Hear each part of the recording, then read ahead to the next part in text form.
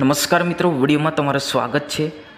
આ તમે સ્ક્રીન પર ફોટો જોઈ રહ્યા છો એ કોઈ નહીં પણ એક ભગવાન રૂપ છે। શું છે સમગ્ર મામલો? આ છોકરી છે બનાસકાંઠાના પાલનપુર તાલુકાના ખસા ગામની।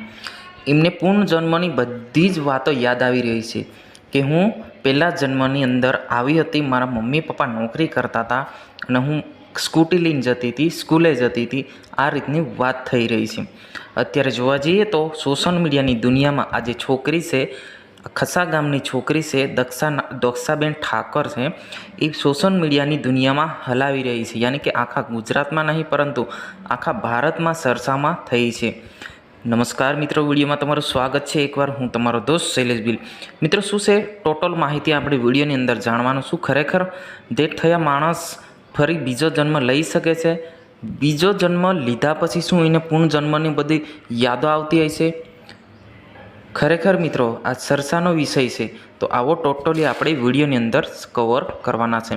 મિત્રો, આ છોકરી એવું કહે છે કે 2002ની અંદર મારો કચ્છમાં ભૂકંપ આવવાથી, કચ્છમાં અંજારા ગામમાં ભૂકંપ આવવાથી હું દબાઈ ગઈ હતી, ધાબુ મારા પર પડ્યું અને હું દટાઈ ગઈ, એવું કહી રહી છે।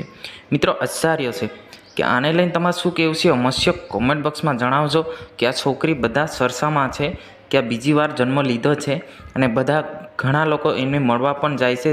જિલ્લા કલેક્ટર પણ એમને મળવા બોલાયા છે। એમને વૈજ્ઞાનિક દ્વારા તપાસ પણ ચાલુ હાથ ધરવાના છે। શું ખરેખર એમનું બેકગ્રાઉન્ડ શું છે તે એમને તપાસ કરવું જોઈએ। આ છોકરી એવું બોલે છે કે નથી નિશાનના પગથિયા જોયા નહીં, સ્માર્ટફોન જોયું નહીં, ઇલેક્ટ્રિક કોઈ પણ પ્રકારનું વસ્તુ પકડ્યું જ નહીં, દબાઈને હિન્દીમાં વાતો કરી રહી છે અને એવું કહી રહી છે કે હું બીજી વાર જન્મ લીધો છે, મને ભગવાને મોકલી છે। આ રીતના વાતચીત થઈ રહી છે। જી હા મિત્રો, આ ખરેખર થઈ શકે છે એ અવશ્ય તમારે કોમેન્ટ બોક્સમાં જણાવવાનું છે। મિત્રો, હજુ સુધી ચેનલને સબસ્ક્રાઈબ ના કરી હોય તો સબસ્ક્રાઈબ કરવાનું બિલકુલ ભૂલતા નહીં। આ છે ખસા ગામની એક નાનકડી 4 વર્ષની બાળકી દક્ષાબેન ઠાકર। મિત્રો, આપણે મળીશું તરત જ નવા વિડીયોની અંદર। જય હિન્દ।